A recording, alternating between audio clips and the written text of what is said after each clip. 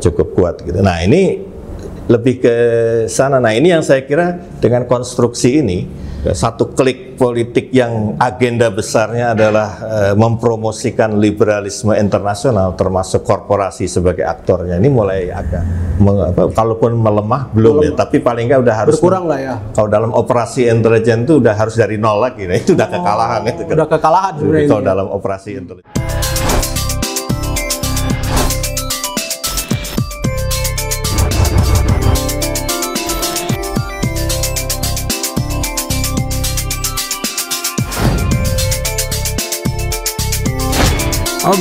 Obrolan aktual.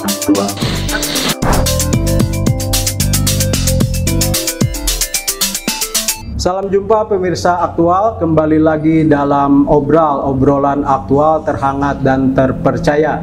Seperti biasa kita akan mengupas berbagai hal yang menjadi perhatian publik.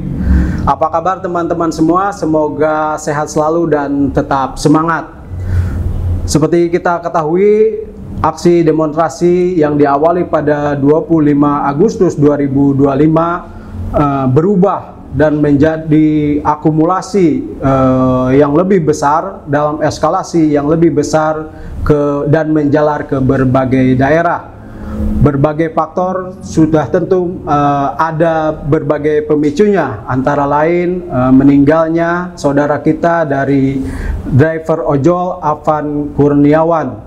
Kasus ini menjadi pemicu makin meluasnya kekecewaan publik terhadap aparat kepolisian dan juga pemerintah. Ada yang menilai bahwa kemarahan publik ini merupakan akumulasi dari berbagai persoalan yang dihadapi oleh rakyat saat ini, di mana kondisi ekonomi yang sedang tidak baik-baik saja, kemudian peluang kerja yang begitu sulit, dan juga beban hidup ekonomi.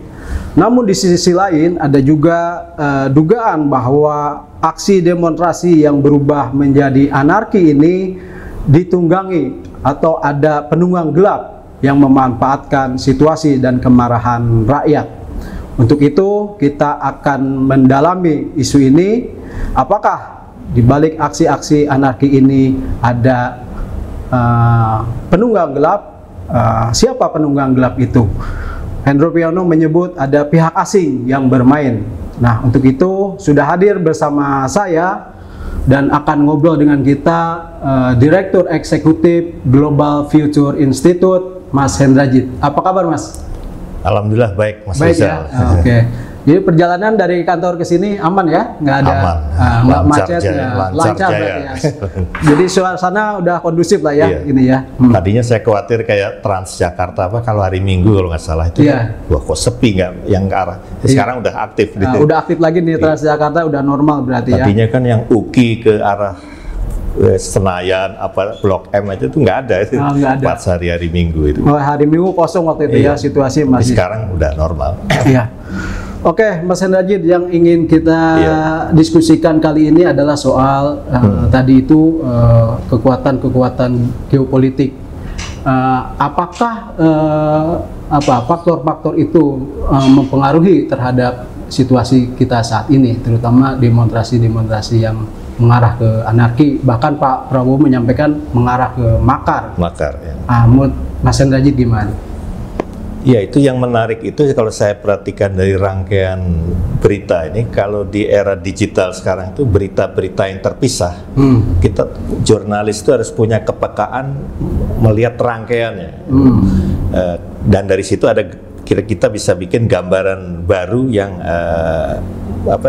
yang bisa menjelaskan banjir informasi yang ini. Nah, misalnya kayak Pak Hendro Priyono, kalau tadi kawan-kawan sudah mendetekkan tanggal 28 hari Kamis ya, itu tiba-tiba bicara tentang adanya intervensi asing terkait demo. Berarti paling tidak kalau bicara rentetan waktu, beliau ini kan merespon tanggal 25. Tanggal 25, ya. Sama gejala kumulasi yang kok berlanjut ini di tanggal 28, walaupun kejadian Afan ini kan baru malamnya. Malamnya ya. Nah, ini sebetulnya satu hal yang sayangnya memang dari sisi Hendro sendiri tidak memberi gambaran anatomis. Oke, asing, tapi asing itu yang gimana?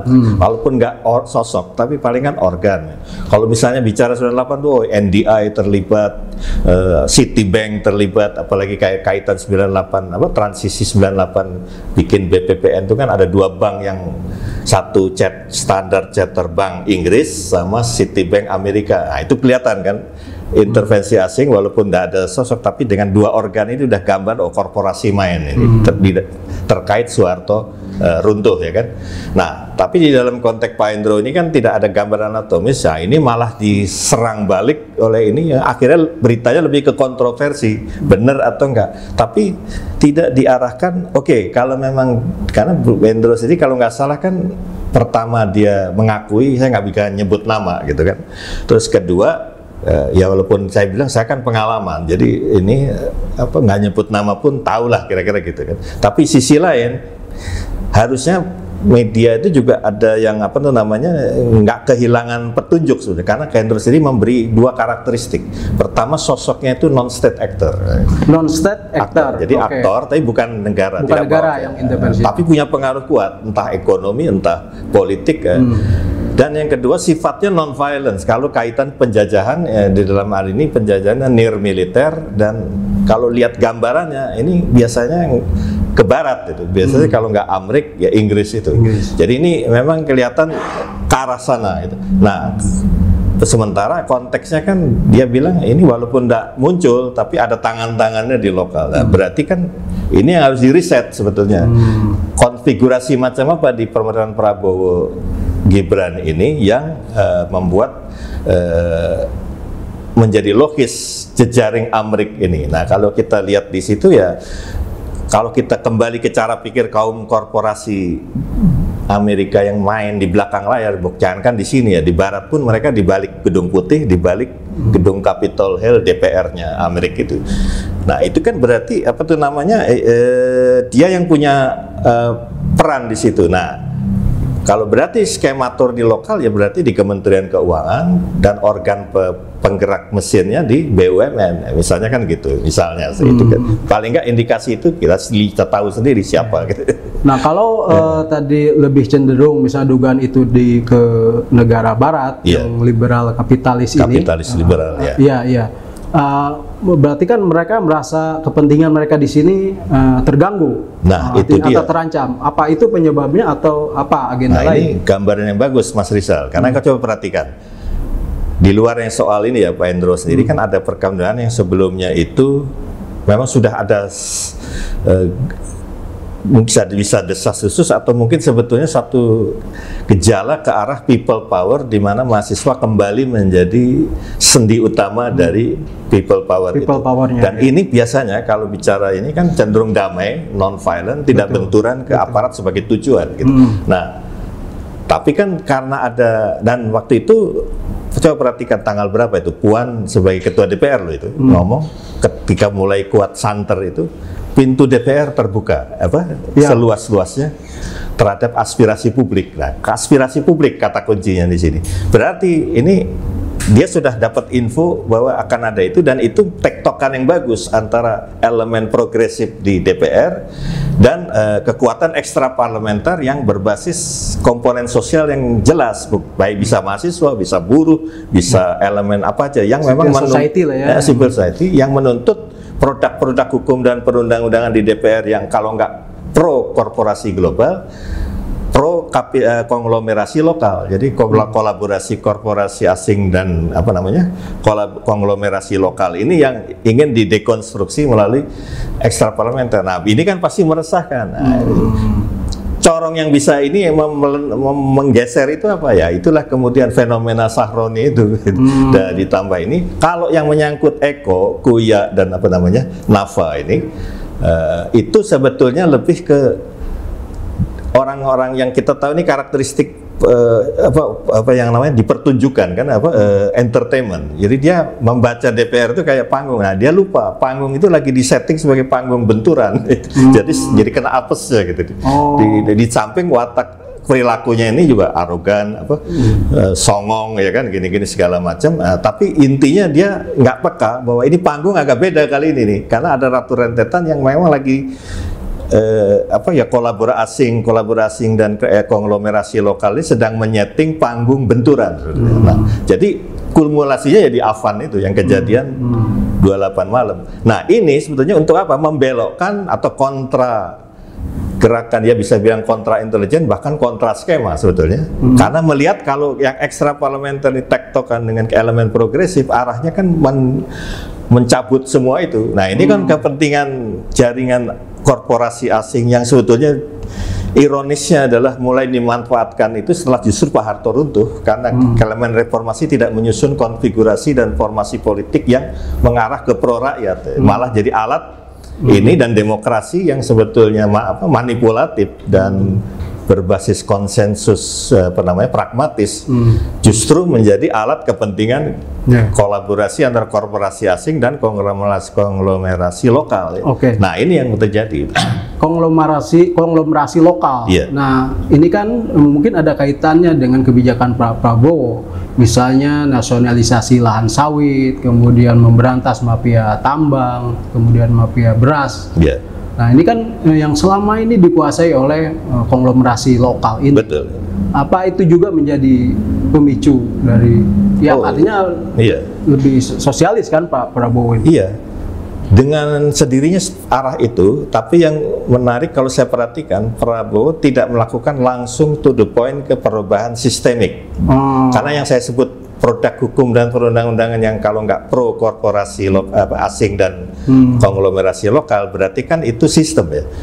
Nah, Prabowo nggak langsung cabut itu, dia bikin aturan main baru dulu. Aturan main baru aja. Rule of the game baru. Nah, cuman nanti bisa jadi prakondisi perubahan yang lebih sistemik, termasuk ke parlemen ya. Kalau nggak revisi undang-undang, malah undang-undang baru gitu.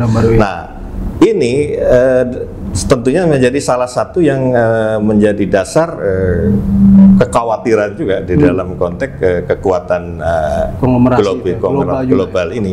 Apalagi di balik soal perubahan sistemik yang didahului rule of the game yang berubah dulu dari Prabowo, sebetulnya arahnya kan ke sendi dasar yang membuat strategi global asing ini bercokol melalui proksi-proksi di oligarki ini, yaitu sistem politik yang koruptif di semua tingkatan, produk hukum perundang-undangan yang kalau tidak pro asing konglomerat kalau tidak pro korporasi global, dia pro konglomerasi lokal, dan kearifan lokal tidak menjadi dasar penuntun untuk mengcounter globalisasi yang dibalik itu mendompleng imperialisme dan kolonialisme. Nah, ini yang sebetulnya kondisi yang sesungguhnya dihadapi gitu. Nah, ini yang coba dibelokkan gejala yang tren yang sudah mengarah itu dengan ke arah bukan demonstrasi people power tapi huru-hara.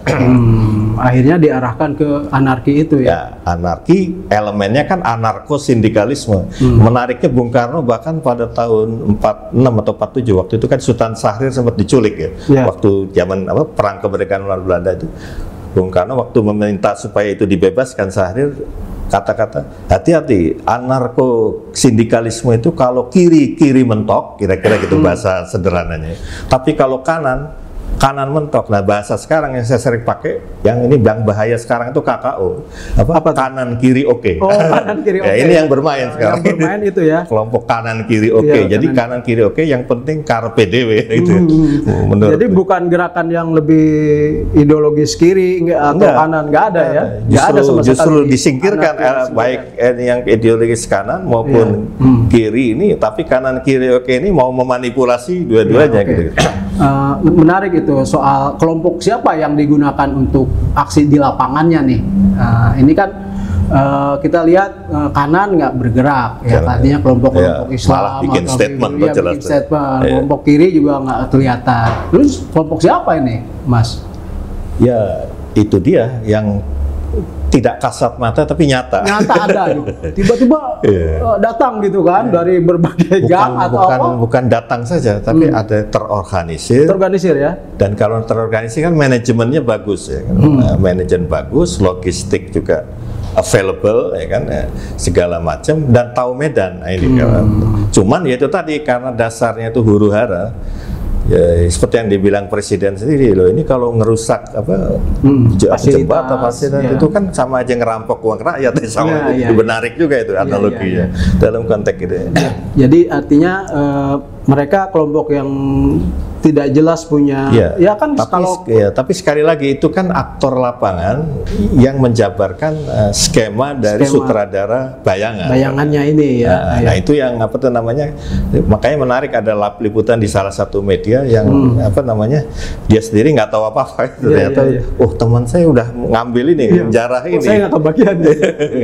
Dan ada liputan juga Mas di salah satu, ternyata ada kelompok yang anarki ini ketinggalan. Diwawancarai oleh sebuah media itu, ternyata dia dari luar kota, dari Cimahi kalau nggak salah, terus masuk ke Jakarta dengan kelompoknya, dan itu udah menyiapkan bom molotov, dan itu kan gambaran faktual yang bagus untuk mengatakan bahwa ini nggak ada hubungannya dengan peaceful demonstration, apalagi people power yang biasanya non kekerasan, tertib, damai, tapi tujuan agendanya jelas, kuat dan ini sebetulnya nggak perlu demo pun, aksi pernyataan sikap 6 orang menghadap kepala pimpinan komisi itu udah sama kuatnya itu kayak gitu. Kalau memang itu ini sebagai people. Nah yang kemarin ini kan bukan seperti itu. Ini lebih ke itu tadi huru hara sebetulnya. Pada skala yang memang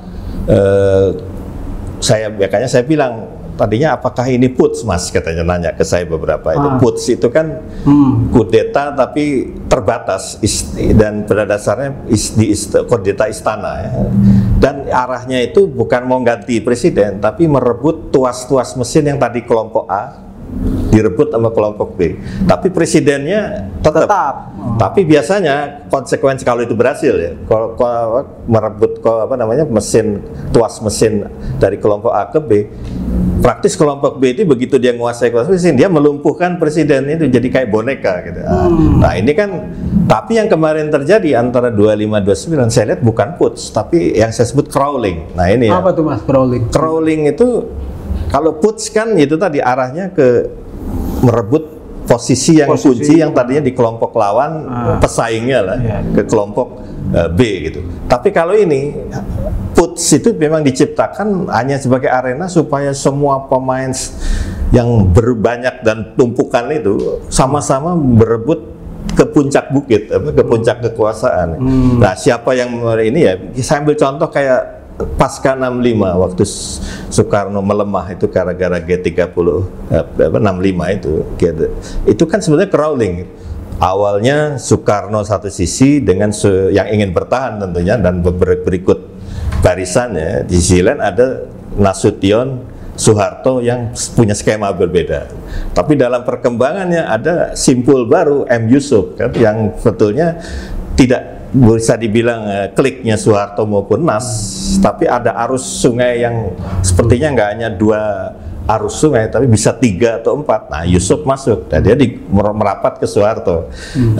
Tapi dia bukan gengnya Nas, juga bukan gengnya Soeharto kan.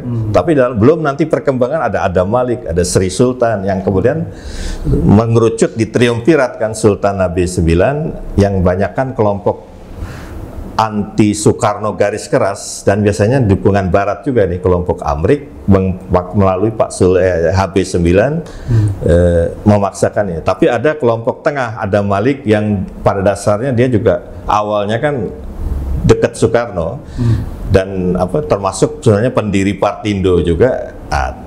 Tiba-tiba dia juga masuk di situ untuk buat perimbangan. Nah, Soeharto penengah. Tapi di dalam crawling itu akhirnya kan yang bisa meraih keuntungan di puncak Soeharto. Tapi itu konsep pertarungan bebas di dalam crawling. Nah, kemarin itu ada gejala seperti itu.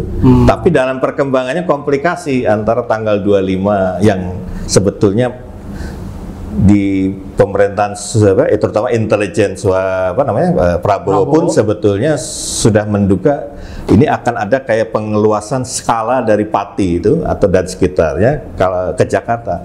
Nah, mereka juga penasaran seberapa kuat sih dan memang tahu pasti anarkis, benturan segala macam, tapi kan bisa nggak Medan itu di ini kan, kalau di Pati kan kondusif karena soal pajak 250% itu betul-betul, dan itu murni awalnya di dalamnya. Nah, cuman kan ada itu tadi sindikat anarkis itu masuk ke dalam itu.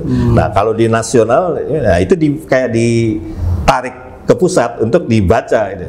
Tapi mereka juga kan mulai salah hitung ketika 28, loh kok ada perkembangan baru. Nah, cupanya 28 ada perkembangan baru. Ya, maksudnya artinya gimana? Harusnya kan 25 ya udah selesai dong. Kalau ini udah ini, tapi kok 28 ada ini, dan skalanya itu yang di puncaknya di malam itu kan, Afan ini. Berarti ada komplikasi justru di konspirator yang 25 ini, kalau konspirator huru-hara ini. Ya, katakanlah misalnya yang tadinya satu gerbong, tapi ketika harus dalam perkembangan, wah ini nggak bisa jadi kuda lagi nih, karena ada kejadian menarik di mana walaupun saya lihat Gibran kayak di pidato waktu pasca 29 itu, Prabowo bikin pidato nasional itu kan ada Megawati, tapi tidak ada Gibran di situ sebagai itu kan sudah satu sendiri ada komplikasi di pertama dengan Prabowo-nya pasti karena memang udah lama menjadi boleh bilang rahasia umum. Sisi lain di gerbong yang sebenarnya satu gerbong ini bikin lokomotif sendiri gitu. Nah, ini yang jadi komplikasi, dan rupanya arahnya itu tadi karena kekhawatiran yang ada konglomerasi lokal dan korporasi asing mulai akan didekonstruksi melalui people power. Dia ciptakan huru-hara yang bukan lagi arahnya turunkan Gibran, tapi sempat berkembang kan turunkan Prabowo Gibran. Nah, itu yang fatalnya di situ tuh. Jadi satu paket itu. Jadi paket. Nah, itu kan menjadi kok berubah itu konstelasi gitu. Nah, ketika itu dilihat Gibran nggak bisa jadi kuda lagi kan, otomatis dia bikin acara sendiri gitu. Iya. Nah, Pak Prabowo juga menyebutnya ini ada upaya makar dan terorisme. Itu punya ya ada kait seperti apa indikasi? Nah, ini memperkuat yang tadi saya awal katakan. Seperti Puan katakan, aspirasi publik DPR siap membuka pintu seluas-luasnya. Bukan hanya pagar berarti kan. Kalau perlu nanti ketua komisinya ketemu segala. Kalau memang arahnya kan ke agenda demonstrasi damai itu, itu aspirasi publik. Metodenya kan bisa demonstrasi, bisa pernyataan sikap, bisa atau ketemuan perwakilan dengan komisi-komisi kunci di DPR yang arahnya pasti kan outputnya minta diganti atau direvisi undang-undang yang tidak pro rakyat, gampangannya kan gitu kan. Nah, ini kan yang pada perkembangannya karena meresahkan itu 28 itu di pikiran para konspirator ini ya sudah gaspol aja gitu, ke arah Prabowo Gibran. Nah, tapi lemes ketika tanggal berapa itu kemarin 30 yang pidato Prabowo itu minggu tengah siang tengah hari itu kan cepat, berarti hari Minggu tanggal berapa itu 31. Nah, 31 itu cepat perkembangan dari pagi sampai itu, berarti termasuk formasi kayak main bridge. Jadi kadang-kadang yang saya sama Mas Rizal seberangan ini bisa jadi sekutu malah. Sebaliknya yang duduk sebelah sana itu jadi bermusuhan gitu. Nah, itu yang berubah cepat. Outputnya ya di mana Mega mendampingi Prabowo waktu pidato itu ya. Itu yang menarik, pecah ombak di situ ketika mengatakan selama itu aspirasi publik kan presiden ini menarik nih, karena implikasinya itu sampai sekarang nih aspirasi publik itu tetap dibuka pintu seluas-luasnya, malah dipersilahkan gitu. Tapi yang terkait yang itu tadi perusakan ini anarki, termasuk penjara rumah itu masuk kategori bukan hanya pelanggaran hukum dia bilang kan, tapi makar dan terorisme. Nah, jadi itu dari situ baru jadi landasan aparat keamanan baru berani kan nanti menindak apa segala macam. Bahkan Kapolri kan pakai istilah, kalau benar video itu ya yang bilang kalau perlu ini dan itu tanggung jawab saya. Kalau perlu saya copot, kalau perlu saya yang dicopot gitu kan. Berarti ini juga udah geser ya, ada perkembangan yang menarik, karena siapapun juga Agus Subianto Panglima TNI maupun Kapolri Listio ini apapun dekat ke elit tertentu, dia tetap apa tuh namanya punya naluri profesional. Jadi, apalagi kalau genting kayak gitu ya. Contohnya misalnya Agus Subianto, ketika tiba-tiba ada kejadian anaknya Pak Tri Kunto Arif dicopot itu, dalam sehari dianulir lagi ya. Tapi itu kan dari gambaran, memang itu tanggung jawab Subianto, tapi dari situ Subianto juga kayak diberi kesempatan kedua, mau tetap on the track profesional atau bagaimana, dia ikut aneh. Nah, Listio juga sama dalam walaupun soal nanti dia diganti itu perkara lain ya, tapi ada situasi konfigurasi 2829 ini berubah pergeseran itu, dan akhirnya itu jadi dianggap boleh dibilang dengan makar dan resist berarti udah frontal itu konflik. Udah frontal ini ya. Apakah ini juga akan berpengaruh nanti lebih tajam lagi ke hubungan antara Pak Prabowo dengan Pak Jokowi dari sisi ya, artinya apakah akan ada reshuffle yang lebih besar ataukah akan justru ya gini-gini aja status quo gitu? Yes, kalau saya melihat dalam konteks ke depan ini yang harus dilihat itu Mega dan Prabowo jelas satu skema. Ini implikasi di militernya sudah jelas ini. Berarti di kubu Mega militer antara AMN 67 ya, jadi eranya Pak Hendro yang paling tua atau sekarang yang masih hidup. Masih hidup ya. Okay. Terus bahkan 65 sebagian kayak Hari Sabarno tapi kan ini turunan ke bawahnya ya 67 dan begini. Hendro 67, sebagian 1970 nggak semua. Karena Pak Luhut kan 70 tapi ada di pihak Jokowi dulu kan. Lalu 71 jelas Endiarto, karena Panglima dia otomatis solid sampai ke sebagian 73. Nah, yang Prabowo ini menarik. Dia backup 67 karena dia ini sebetulnya 73 tapi tinggal kelas tahun. Keuntungannya sekarang dia titik simpul genap dan ganjil. Biasanya kan gitu. Kalau Mas Rizal ini 71, akrabnya sama saya yang junior itu 73, jarang yang 72. Oh gitu ya, malah yang jadi ganjil. Ya, jadi nah itu keuntungan. Jadi Prabowo ada di 973 otomatis ke irisan SBY karena dia masuknya bareng ya. Walaupun lulusnya beda ya, tapi dia karena 74 lulusnya dekat juga Simpul Safri yang genap gitu kan. Nah, ini yang membuat dia sekarang kuat juga. Nah, ini dengan artinya kalau di militer kokoh. Nah, di kepolisian juga ini kuat. Nah, kalau udara jelas biasanya jalur Mega itu yang cukup kuat gitu. Nah, ini lebih ke sana. Nah, ini yang saya kira dengan konstruksi ini satu klik politik yang agenda besarnya adalah mempromosikan liberalisme internasional termasuk korporasi sebagai aktornya, ini mulai agak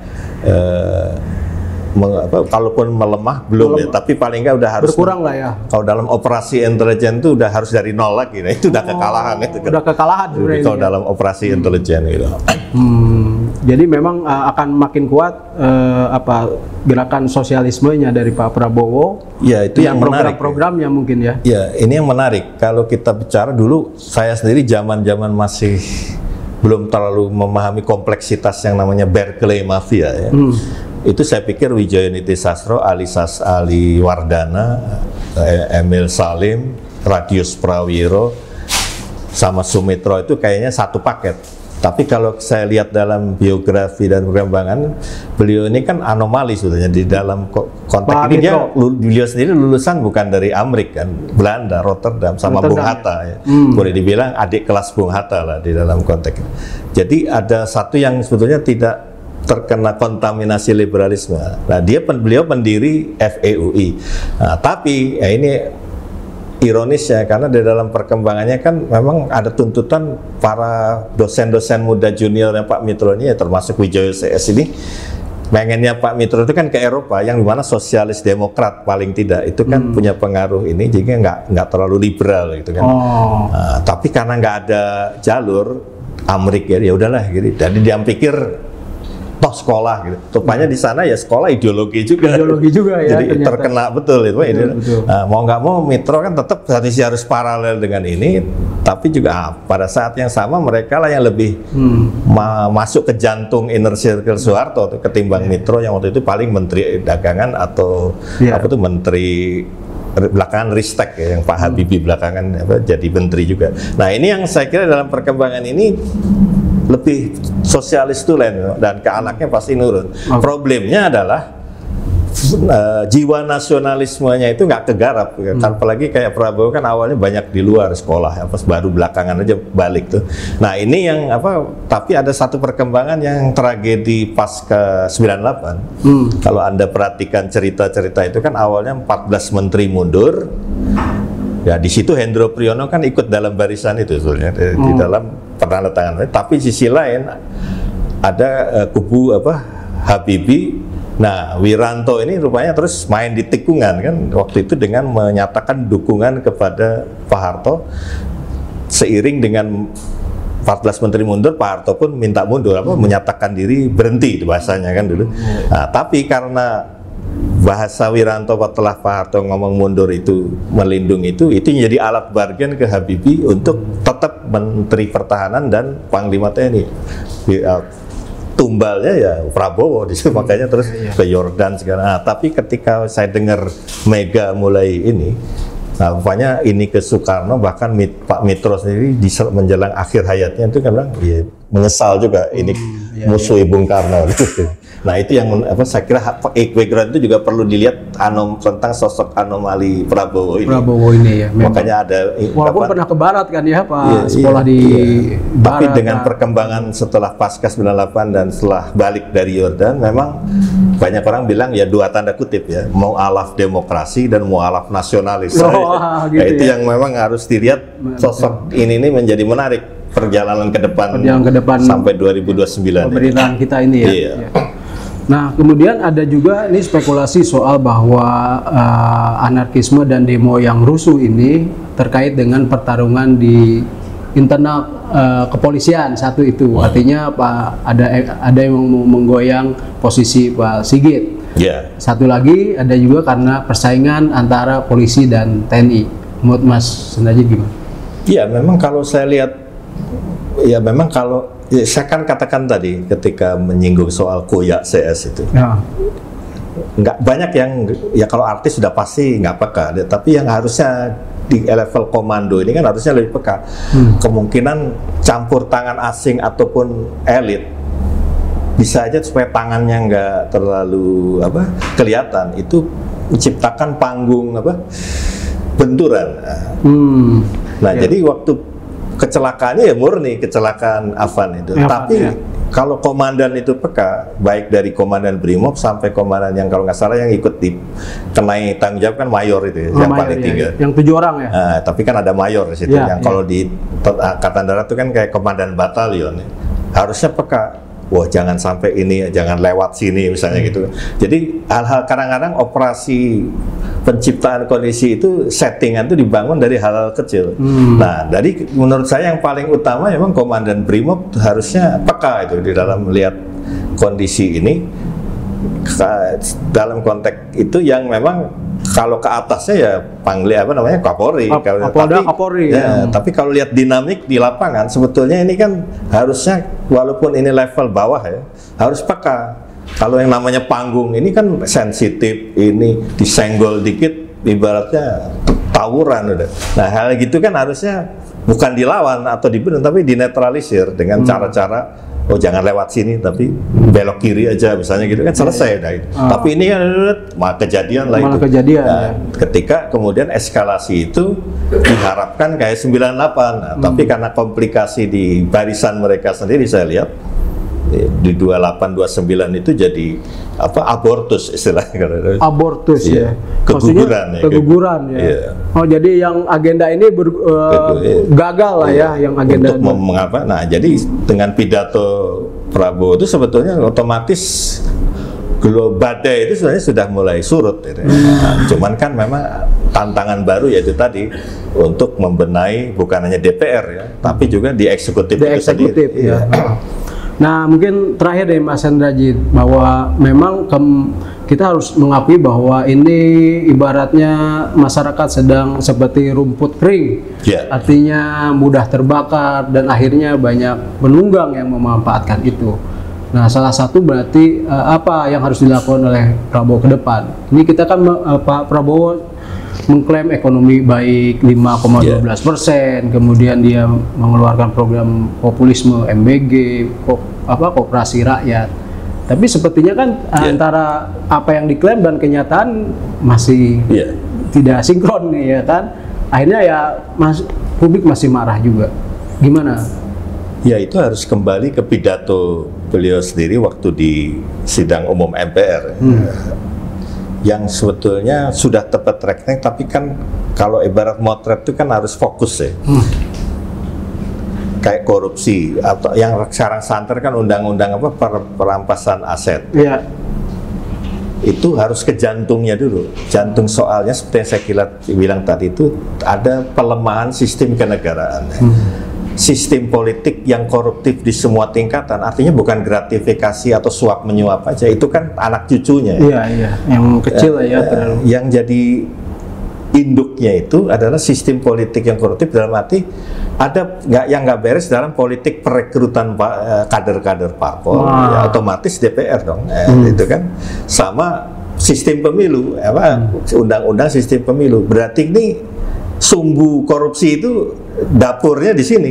Dari hulunya dulu, partai politik yang harus dibenahi ya. Karena ini yang saya bilang tadi, pelemahan sistem kenegaraan di sistem politik yang koruptif di semua tingkatan, ya berarti di hulunya dulu yang dirubah. Nanti undang-undang perampasan aset backup ininya ya, untuk memperkuat ini ya. Jadi sementara dua ini disiapkan, berarti apa yang harus disiapkan? Perpu yang sifatnya istilahnya pembuktian terbalik itu ya. Jadi kalau ada uang segini, kekayaan sekian, tapi nggak jelas asal-usulnya, bekukan atau ini apa. Nah, itu sebagai prakondisi, tapi sementara itu DPR kerja ke arah itu. Nah, yang kedua, produk hukum dan perundang-undangan yang kalau tidak pro korporasi global, dan ini justru ironisnya mulai dari reformasi 99 pasca pemilu pertama kan.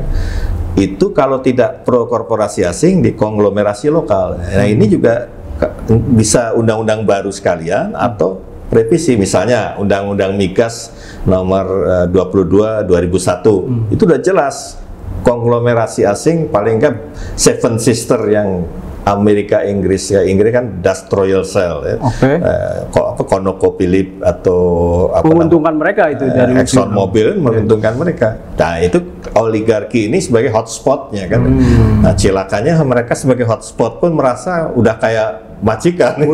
Padahal begitu diputus ya sinyalnya putus gitu kan. Tapi ini mereka menjadi pagernya dari ini. Jadi kalau zaman VOC dulu feodal itu, kaum feodal kerajaan, apa yang mau jadi bupati, mau pendana Demang segala macam, tapi ya apapun proksi itu kan. Nah, ini harus dipatahkan juga. Nah, yang terakhir, kearifan lokal harus menjadi tuntunan menghadapi bukan hanya globalisasi, di balik itu penjajahan global juga, tapi juga di balik itu kan selain itu ada satu selain penjajahan asing dompleng di globalisasi, dia juga menawarkan modernitas atau modernisasi ala mereka juga. Nah, ini kita sebenarnya harus menginspirasi Cina, di mana sejak Deng Xiaoping sampai Jinping ini kan mampu menciptakan satu kedikdayaan yang menyamai Barat, tapi tidak pakai sistem Barat ya. Karena mereka punya kontras skema, yaitu pertama visinya memodernisasikan masyarakat sosialis berwatak Cina. Berarti kan iman perjuangannya sosialisme, bukan kapitalis. Tapi berwatak Cina artinya nggak ortodoks. Kalau nggak cara dulu model Moskow, model Eropa, Euro komunisme, itu dua-duanya nggak. Tapi dia yakin kolektivisme Cina itu ada, menjadi basis sosialisme itu harus jadi dasar. Nah, yang menarik programnya iptek, industri, pertanian, dan militer. Tapi nggak ada ekonomi satu kata pun. Tapi hasilnya sekarang buahnya apa? Negara adidaya ekonomi yang setara, bahkan potensial mengungguli Barat. Betul. Nah, artinya apa? Ekonomi buahnya aja. Berarti yang tercipta dari 4 komponen ini apa? Strategi kebudayaan mencinakan kembali dari keterpurukan, termasuk mencinakan kembali dari komunisme sebenarnya, walaupun masih tetap. Nah, ini yang hal yang Prabowo juga harus sadari, nggak hanya ekonomi gitu. Nanti kalau nggak kayak Pak Harto lagi nanti, karena dulu Bung Karno terpuruk di krisis politik, antitesanya ekonomi ya. Beliau jatuh juga ekonomi gitu, Krismon 97. Nah, Cina justru bangkit. Nah, kita ini malah selalu mensektoralkan kebudayaan tersendiri. Dulu masih mending ada Menteri Pendidikan dan Kebudayaan. Nah, sekarang dipisah lagi nih kan kebudayaan. Nah, jadi seakan-akan hanya seni budaya, artefak-artefak.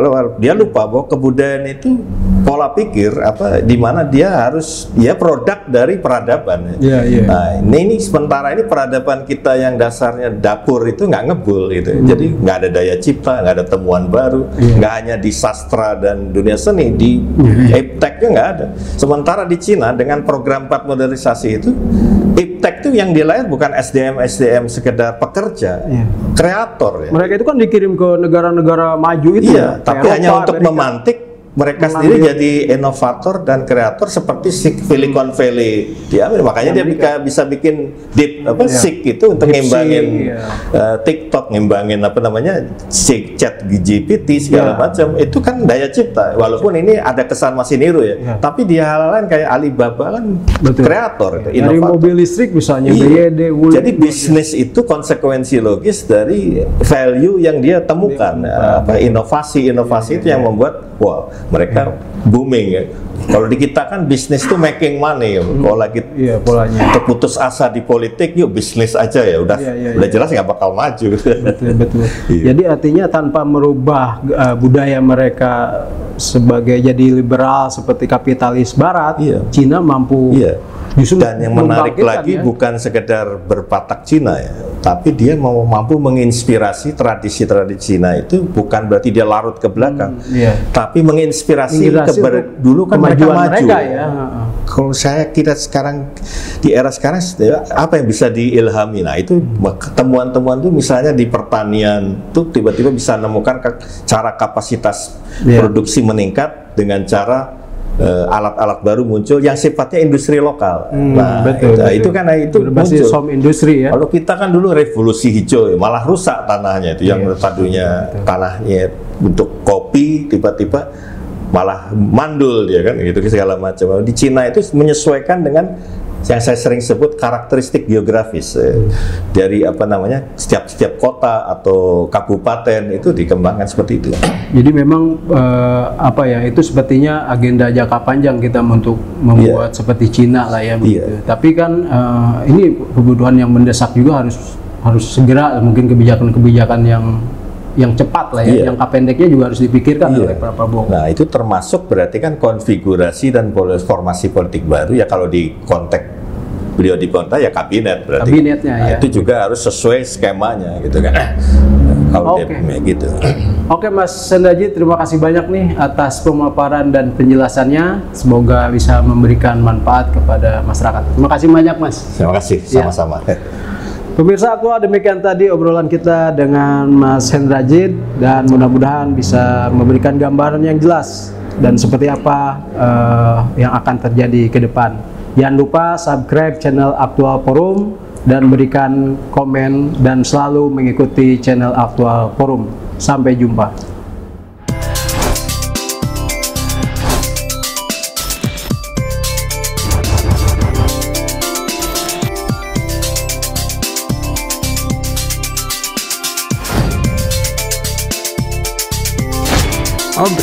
Obrolan aktual.